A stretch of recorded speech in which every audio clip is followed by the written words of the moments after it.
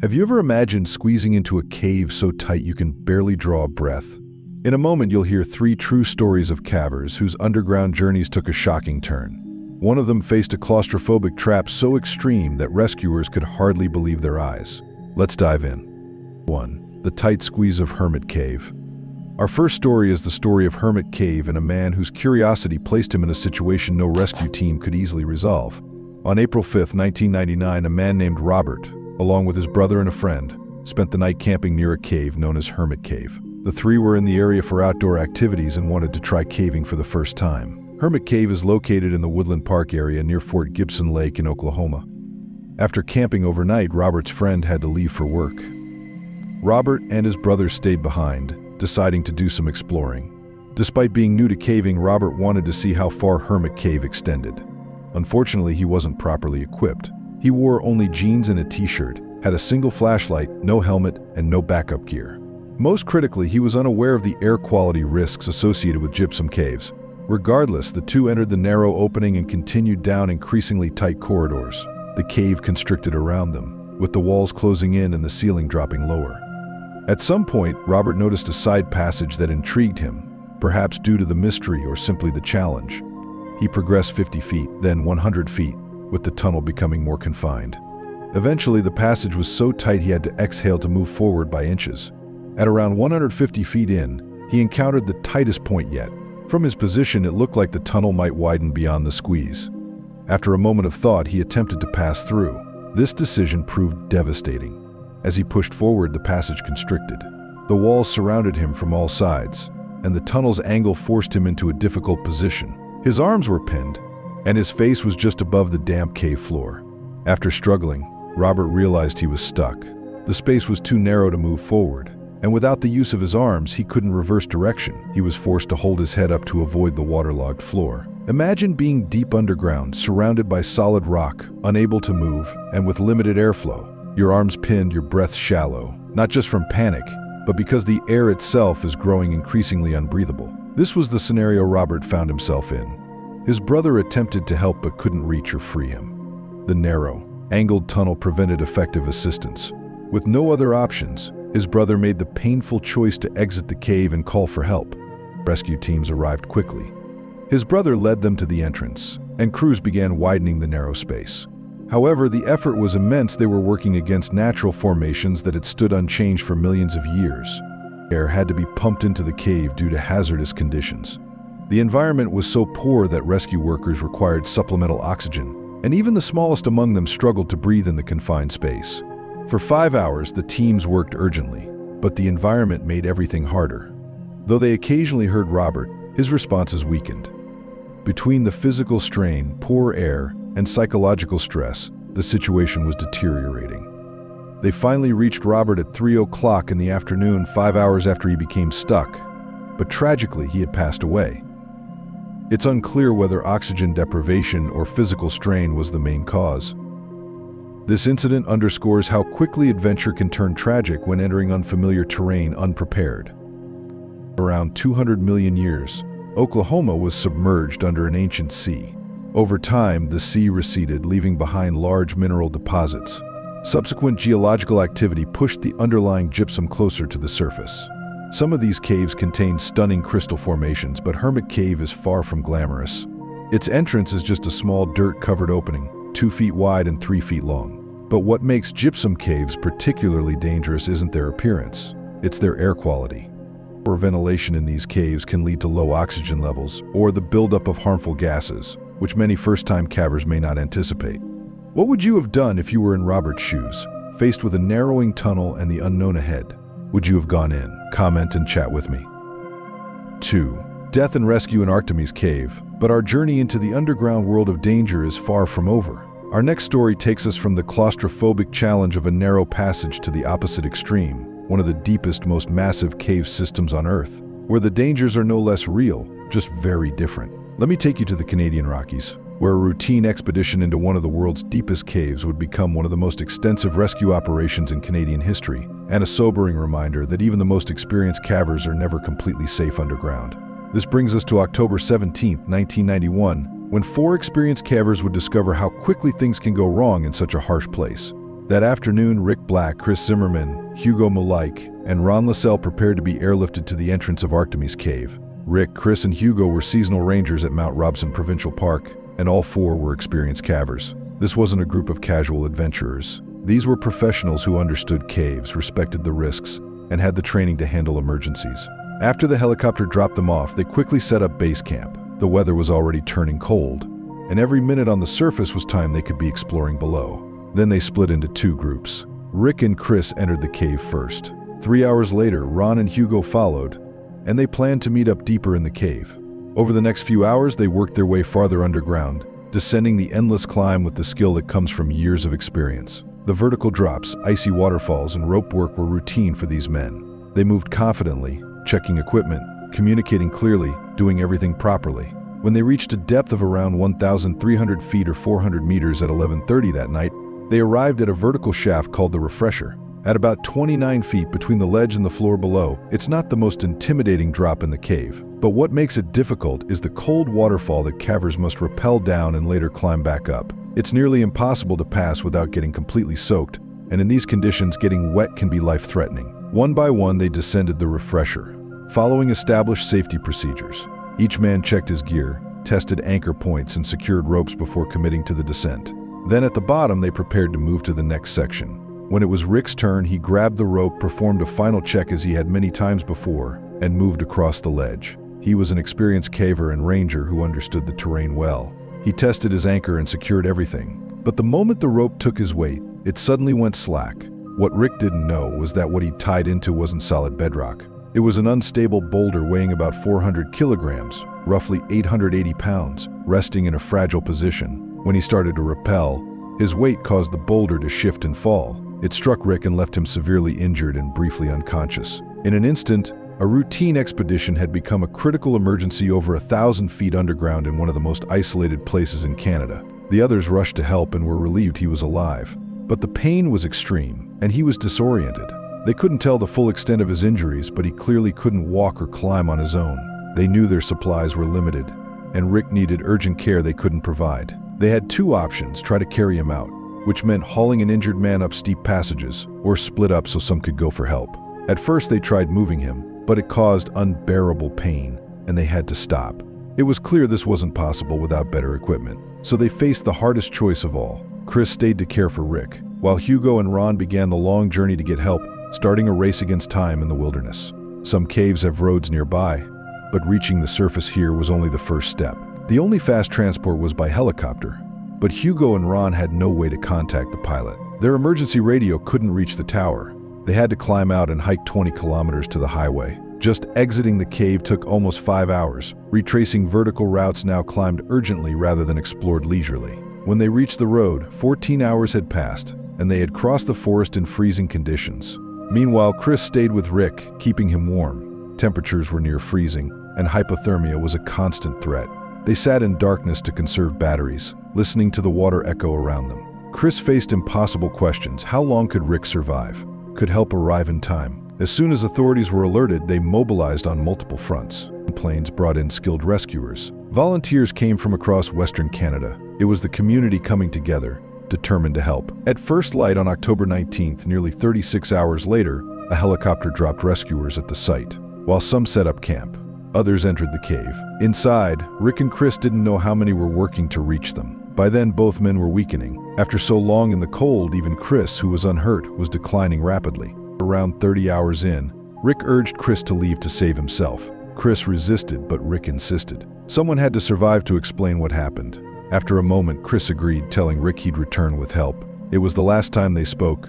Later that day, Chris encountered rescuers in the cave.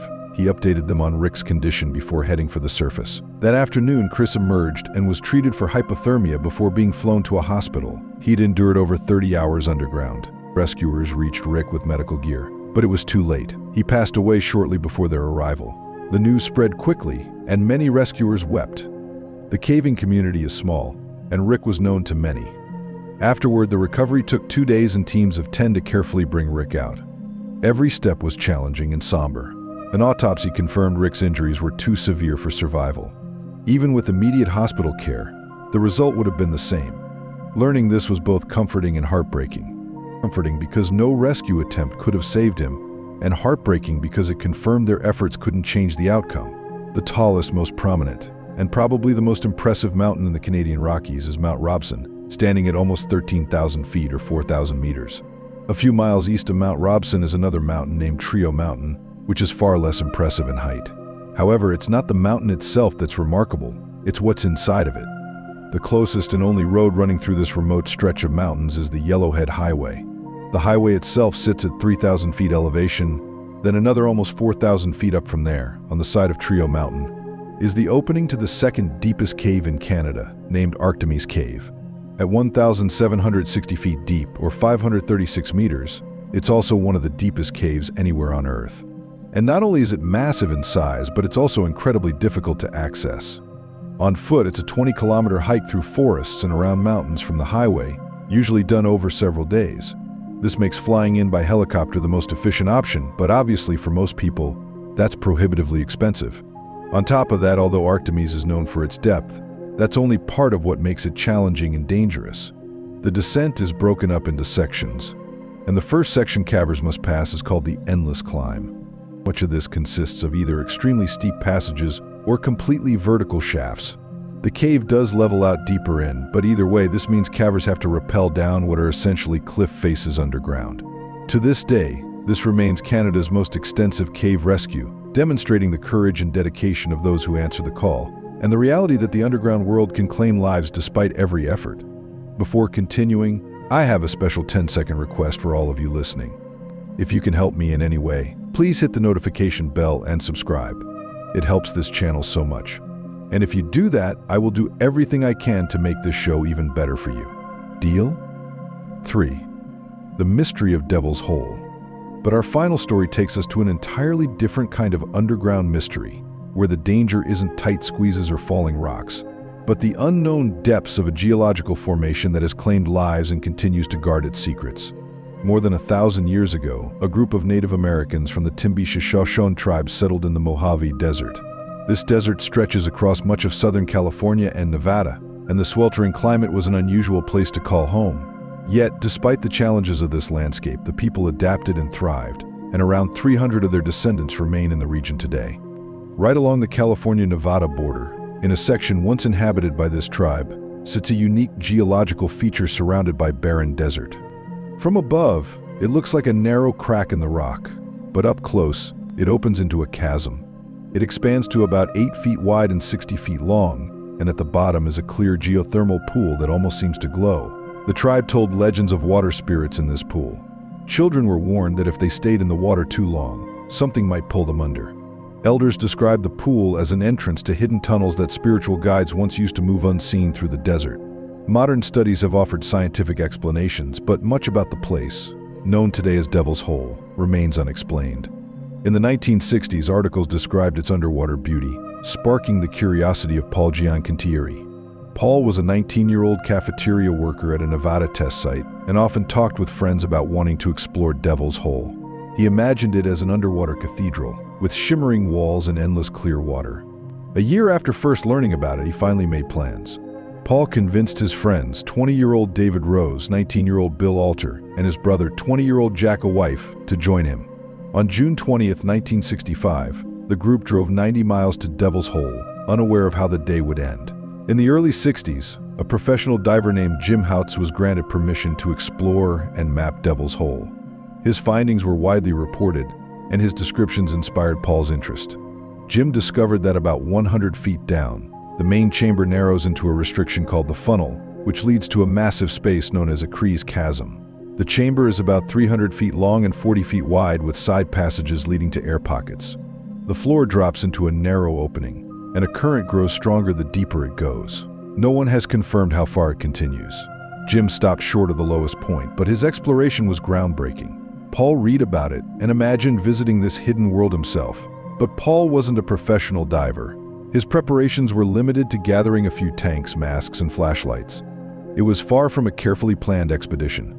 The group arrived after dark, parked along Devil's Hole Road, and walked toward the pool, passing warning signs that went unnoticed. Paul, David, and Bill entered the water while Jack stayed on the surface to keep watch. As they submerged, they were struck by the quiet beauty of the place. Even without sunlight, the flashlight beams revealed stunning formations.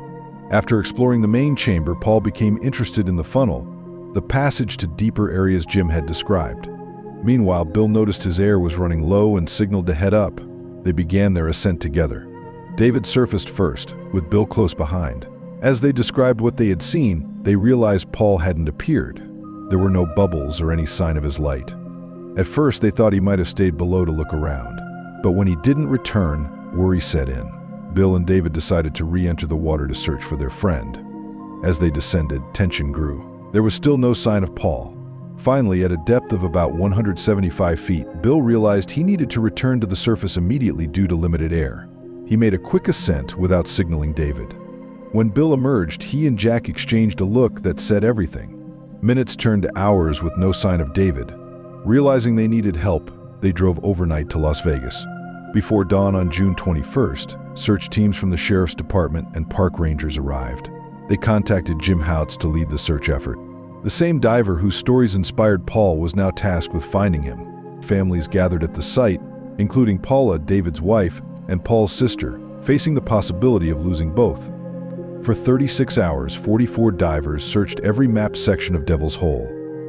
They found only a mask, snorkel, and a flashlight left to guide the way out. Sadly, neither man had reached it. On one dive, Jim and a partner dropped a weighted line that reached 932 feet without touching bottom. Jim called this section the Infinity Room. The strong downward current made further exploration too dangerous. It's believed that current drew Paul and David into deeper areas beyond safe reach. After exhaustive efforts, the search was called off on June 22nd. Nearly 60 years later, they remain missing. Paul and David's story became part of the legend of Devil's Hole, a place that continues to remind us how powerful and mysterious the natural world can be. Devil's Hole was not just a hidden spring to swim in. Even in the 1960s, it was a restricted area surrounded by fencing, though protections have increased since then. Some believe it could be the deepest cave system in the world, possibly leading to an underground ocean. The water itself is notable. It travels underground for thousands of years, eventually arriving here. Due to past nuclear testing, some experts predict the water could carry contaminants far into the future. Devil's Hole also responds to distant earthquakes.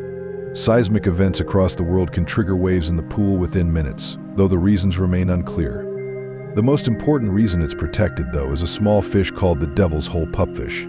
These bright blue fish live only here, in water between the surface and 80 feet deep. Some believe they have been here for at least 20,000 years. To protect them, President Harry Truman added the area to Death Valley National Park in 1952. These three stories, though different, share important lessons for anyone exploring caves. Robert's experience in Hermit Cave highlights how overconfidence and lack of preparation can lead to serious consequences. Rick's situation in Arctomys Cave shows that even experienced cavers may encounter challenges beyond their control. Paul and David's disappearance in Devil's Hole reminds us that some locations are simply too hazardous, no matter how intriguing they seem. Each of these individuals entered the underground world seeking adventure and discovery. But their stories reveal that caves and underwater passages can be among the most unpredictable and unforgiving environments. Even a small mistake or unforeseen event can lead to a critical situation. The underground will always offer mystery and risk. Some will continue to explore it. Let these stories serve as both a caution and a reflection. Stay safe, and I hope to see you in the next one.